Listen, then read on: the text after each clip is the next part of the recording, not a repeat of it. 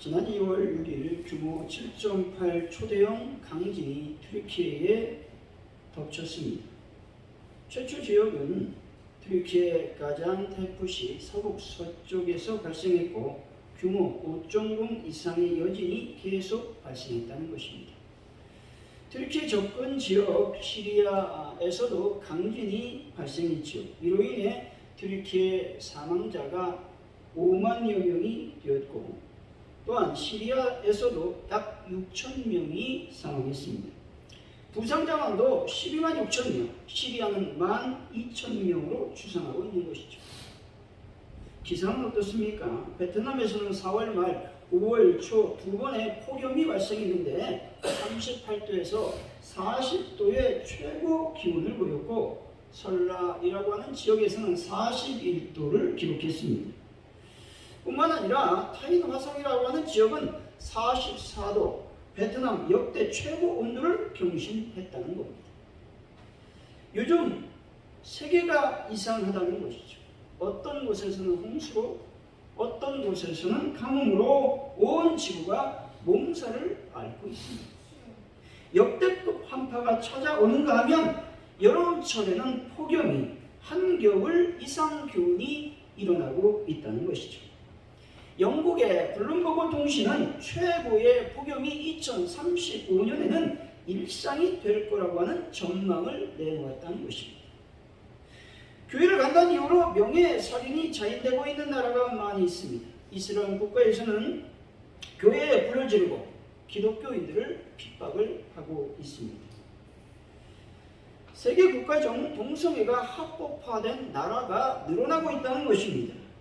미국에서는 2015년에 미국 대법원이 동성결혼을 합법화했습니다. 이제는 미국인 가운데 동성결혼을 찬성하는 이들이 70%를 넘고 있다라는 겁니다. 그렇다면 예수의 재림이 매우 가까웠다고 말해도 과언이 아니라는 것입니다. 마태복음 24장 7절 8절이죠. 민족이 민족을 나라가 나라를 대적하여 일어나겠고 곳곳에 기근과 지진이 있으니 이 모든 것은 재난의 시작이라 말씀합니다. 여기서 재난이라고 하는 말은 단순한 고통이 아니라 새 창조를 위한 고통임을 말씀하고 있는 것이죠. 왜냐하면 이 고통은 멸망의 고통이 아니라 다시 태어나는 새 세계를 향한 고통이기 때문에 그렇습니다. 난리와 난리 소문이 들릴 때 나라와 나라에 대적할 때 기근과 기근이 일어나고 있을 때 기독교인의 자세는 어떠해야 되겠습니까? 성경적인 종말관을 가지고 기독교인들은 환난을 당할 때 침착하게 희망과 믿음을 갖고 대처해야 된다는 겁니다. 십자가의 고통이 부활의 희망으로 이어지듯이 종말적 심판의 때를 두려움으로서가 아니라 희망과 믿음으로 맞이해야 된다는 겁니다. 누가복음 10장 56절이죠. 외식하는 자의 너희는 너희가 천재의 기상은 분별할 줄 알면서 어찌 이 시대는 분간하지 못하느냐 말씀합니다. 오름지기 지혜로운 자라면 시대를 분별할 줄 알아야 된다는 겁니다. 메시아가 오셨건만 알아보지 못한 어리석은 세대를 향한 예수님의 책망의 말씀인 것이죠. 구원의 손길을 내밀어도 반응하지 못하는 미련한 세대, 그리고 오히려 메시아를 십자가에 못 박도록 선동하는 눈먼 스승들을 향한 예수님의 질책의 말씀인 것입니다.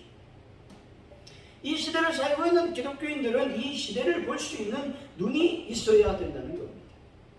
지혜로운 하나님의 말씀을 묵상함으로써 이 시대의 흐름을 읽을 수 있는 하나님의 지혜를 구하시기 바랍니다.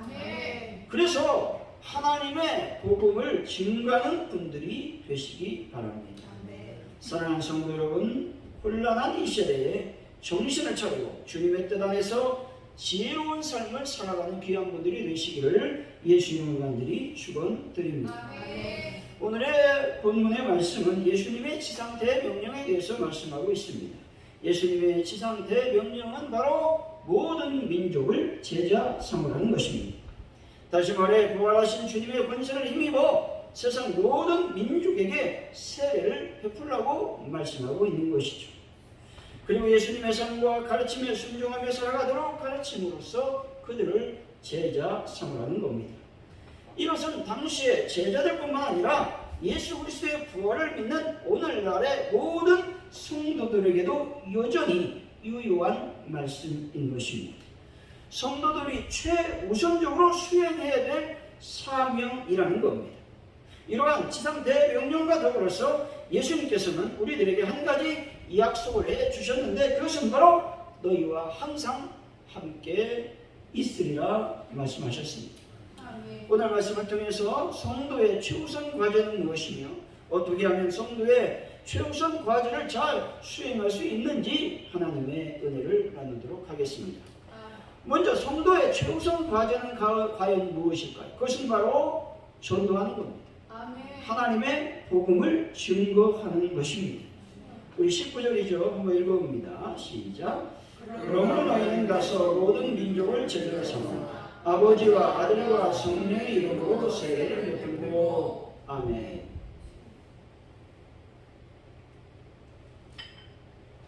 예수님께서 승천하시면서 유언의 말씀은 모든 민족을 제자 삼으라는 것입니다. 예수님께서 공생의 사역을 하실 때 이방인의 길과 사마리아인의 홀로 가지 말고 이스라엘 집에 잃은 양에게로 가라고 말씀하셨습니다. 예수님은 이스라엘 집에 잃어버린 양에게로만 보냄을 받았다고 말씀하시기도 했습니다.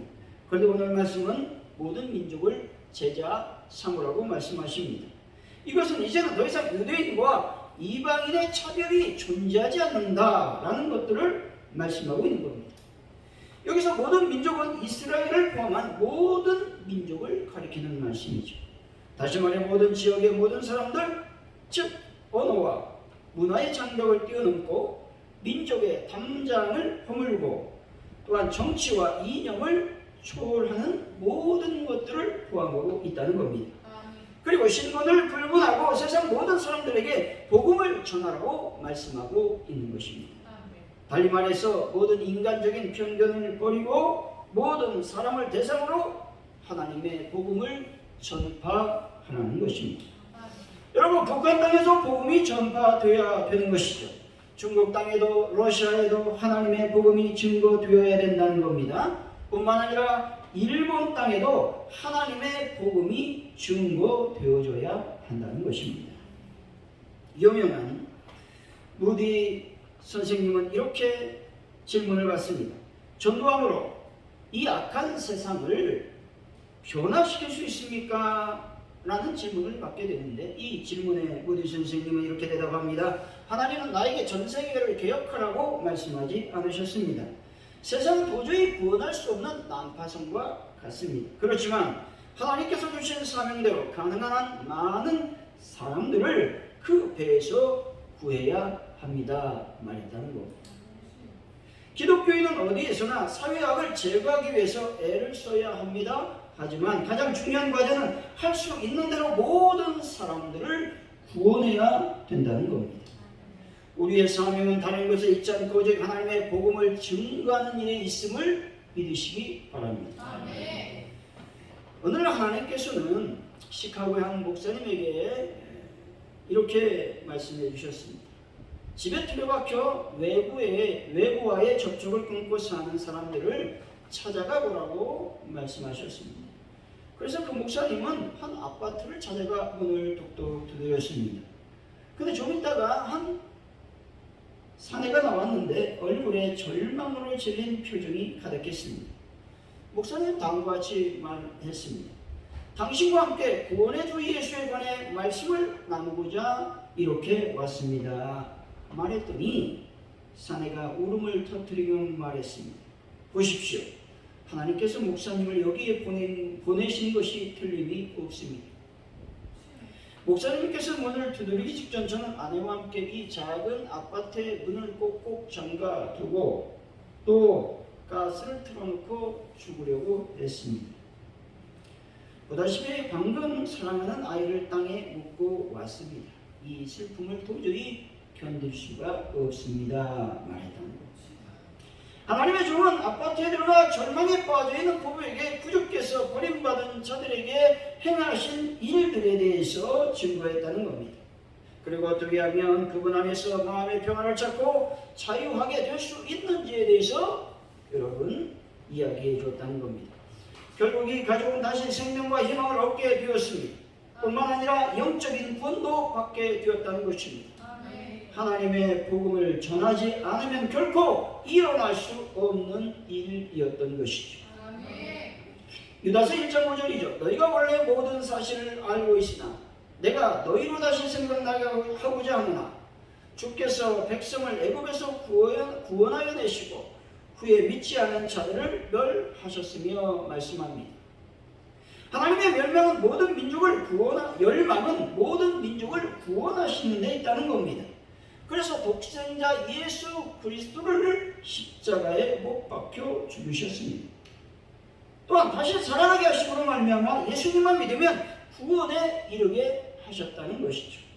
예수 믿지 아니하면 지옥에 갈 수밖에 없다는 것입니다. 때문에 믿는 성도들은 죽어가는 영혼들을 사랑하는 마음으로 하나님의 복음을 증거해야 되는 겁니다. 사랑하는 성도 여러분, 하나님의 복음을 증거하는 분들이 다 되어 죽어가는 영혼을 살리는 분들이 다 되시기를 예수 이름으로 간절히 축원드립니다. 그렇다면 성도의 최우선 과제인 전도를 어떻게 수행해야 될까 하는 것입니다.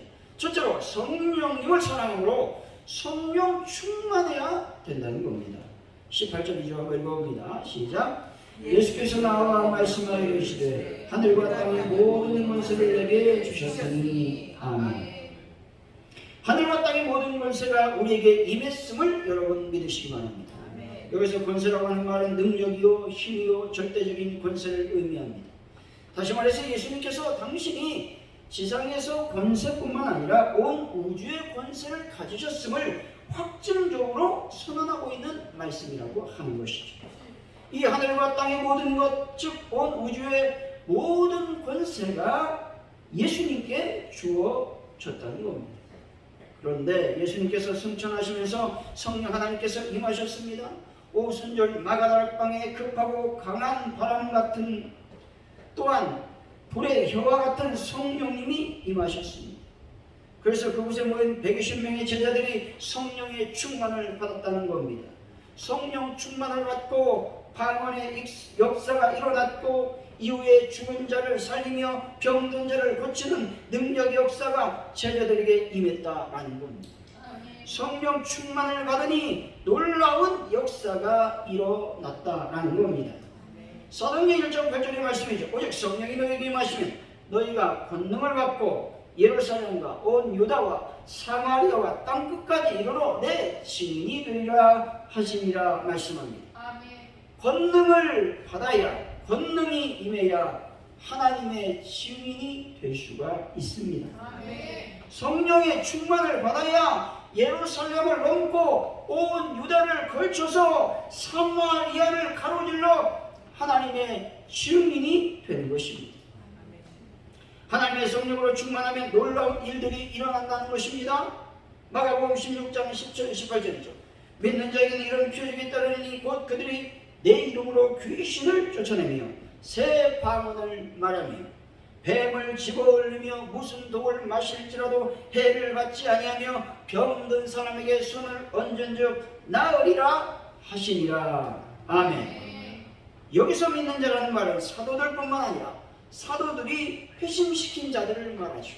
그리고 회심한 자들이 전도한 자들 모두를 포함하고 있는 말씀입니다. 그리고 예수님의 죽음과 부활을 믿는 자들은 예수님께서 제공하시는 권세에 하나같이 참여할 수 있다라는 말씀입니다. 하나님의 복음을 증거하다 보면 귀신이 떠나가는 역사가 일어난다는 겁니다. 그리고 병든 사람에게 손을 얹은 듯 낫는 역사가 일어나게 된다는 겁니다. 사도행전 16장 18절이죠. 이같이 여러 날을 하는지라 바울이 심히 괴로워하여 돌이켜 그 귀신에게 이르되 예수 그리스도의 이름으로 내가 내게 명하노니 그에게서 나오라니 귀신이 즉시 나오니라. 아멘. 사도 바울이 빌립보에서 하나님의 복음을 증거하고 있는데 이 귀신이 자꾸 이 사도 바울과 일행을 괴롭히고 있었다는 겁니다. 그래서 사도 바울이 귀신 들린 여종을 향해서 예수 이름으로 명했습니다. 그런데 어찌된 일인가? 귀신이 즉시 떠나갔다고 말씀하고 있는 겁니다. 사도행전 19장 12절의 말씀이죠. 심지어 사람들이 바울의 몸에서 손수건이나 앞치마를 가져다가 병든 사람에게 얹은즉 그 병이 떠나고 악기도 나가더라 말씀합니다. 바울이 에베소에서 하나님의 복음을 증거했습니다. 그런데 바울에게 그 몸에 손수건이나 앞치마를 가져다가 병든 사람에게 얹으니까 그 병이 치유가 되는 겁니다. 귀신이 떠나갑니다. 사단이 떠나가는 역사가 일어났다고 성경은 증언하고 있는 것이죠. 여러분, 이 모든 역사가 하나님의 복음을 증거할 때 일어난다는 겁니다. 하나님의 성령으로 충만하여 복음을 증거할 때 희한한 역사가 일어나게 된다는 겁니다. 성령님을 사랑하면 성령의 충만을 받게 됩니다. 하나님의 복음을 증거하면 성령으로 충만해진다는 겁니다. 하나님의 사랑으로, 예수님의 사랑으로 뜨거워지려면 무거운 입술을 열고 침묵의 입술을 열고 하나님의 복음을 증거해야 되는 겁니다. 사랑하는 성도 여러분, 성령으로 충만하여 하나님의 복음을 증거함으로써 죽어가는 많은 영혼을 살리는 귀한 분들이 되시기를 예수 이름으로 간절히 축원드립니다. 둘째로, 영혼을 사랑해야 전도할 수 있다는 겁니다. 20절이죠. 한번 읽어봅니다. 시작. 내가 너에게 분부한 모든 것을 가르쳐 지키게 하라. 볼지어다 내가 세상 끝날까지 너희와 항상 함께 있으리라 하시니라. 아멘. 예수님께서 명령하신 모든 것을 가르치는 것은 결코 쉽지가 않습니다. 뿐만 아니라 가르치는 것은 그럭저럭 할 수 있는데 지키게 하는 것, 인간적인 힘으로는 도저히 불가능한 것이죠. 한 영혼을 깊이 사랑하지 않으면 전도하는 것도 힘들고 한 영혼에게 하나님의 말씀을 가르치는 것 역시 어렵습니다. 또한 가르치는 것을 지키게 하는 것이 얼마나 어려운지 모릅니다. 하나님의 말씀을 늘 얘기하는데 안 지키잖아요. 얼마나 어려운지 몰라요. 사람들을 죽이면 살인죄로 감옥에 가잖아요. 그런데 전도하지 않아 어떤 영혼이 지옥에 가면 복음을 전하지 않는 자는 어떤 죄를 범하게 되는 것일까요? 영원 살인자가 되는 겁니다. 얼마나 무서운지 모르지. 에스겔서 3장 18절 19절입니다. 가령 내가 악인에게 말하기를 너는 곧 죽으리라 할 때에 내가 깨우치지 아니하거나 말로 악인에게 일러서 그 악한 길을 떠나 생명을 구원케 하지 아니하면 그 악인은 그 죄악 중에서 죽으려니와 내가 그 핏값을 내 손에서 찾을 것이고 내가 악인을 깨우치되 그가 그 악한 마음과 악한 행위에서 돌이키지 아니하면 그는 죄악 중에서 죽으려니와 너는 내 생명을 보존하리라. 말씀은 여러분, 이 말이 무슨 말이냐? 악인들이 있어요. 악인들이 있으면 권면하라는 거예요. 그것이 잘못됐다고 말하라고 하는 겁니다. 깨우치라고 일러줘야 된다는 겁니다. 즉 말하지 않으면 악인들의 핏값을 너에게서 찾겠다는 거예요. 무섭지 않습니까, 여러분? 하지만 말을 했어요. 그럼에도 불구하고 그 악인들이 듣지 않았다. 그러면 악인은 지옥에 가는 거예요. 하지만 나는 생명의 천국의 은혜를 받게 된다고 말씀하고 있는 겁니다. 그러니까 어쨌든 증거해야 됩니다. 결과는 우리와 상관없다는 거예요. 일단 하나님의 복음을 증거하면 그것으로 나의 책임은 완벽하게 완수되는 겁니다. 그들이 교회 오건 안 오건 그건 나의 문제가 아니라 하나님의 문제가 되는 것이죠. 최정원 목사님이 쓰신 기도는 사라지지 않는다라는 책이 있습니다. 이 책에 이런 내용이 기록되어 있습니다. 목사님이 미국에서 목회하시는데 이제 부흥의 차 한국으로 오게 되었습니다. 근데 어떤 자매가 이렇게 얘기하는 겁니다. 한국에 가시면 일정이 바쁘시더라도 우리 어머님 집을 좀 방문했으면 좋겠습니다. 이렇게 얘기했습니다. 한국 일정은 딱 일주일입니다. 난감하지 않습니까? 그래도 자매의 부탁인지라 그래요. 시간이 되면 꼭 들러볼게요 라고 말했습니다. 서울에서 대구를 거쳐 또 광주를 거쳐 부산까지 오고 가는데 생각보다 한국 일정이 빠듯했습니다. 돌아가기 전날 고민에 빠졌다는 거예요. 지역도 지방이고 전화로 기도해드리면 안 될까? 직접 가기에는 시간이 오래 걸리고 대중교통을 이용해야 되는데 노선도 복잡하고 이건 난감한 겁니다. 어떻게 했을까요? 주님께 물어보는 거죠. 주님, 전화로 기도해 드리면 안 될까요? 물어봤어요. 근데 하나님께서 마음에 부담감을 주는 겁니다. 직접 가라는 거예요. 직접 말씀하지 않으셨으면 마음의 부담감이 직접 가야 된다는 감동을 주시는 겁니다. 그래서 이제 버스를 타고 어떤 지역에 가서 그 주소를 찾아 택시를 탔습니다. 근데 택시를 타고 주소를 찾아가는데 이 공원이 있는 거예요. 그 공원을 그래서 주소를 찾아 뱅글 도는데 찾을 수가 없는 거예요. 할 수 없이 그 공원에서 내리는데 때마침 비가 억수같이 내립니다. 우산도 준비 안 했죠. 왜냐하면 첫 달 때는 비가 안 왔으니까. 얼마나 화가 나겠어요. 신경질이 확 올라오는 거죠. 이제 비를 다 맞고 전화를 걸었더니 겨우 이 자매의 언니와 연결이 됐다는 거예요.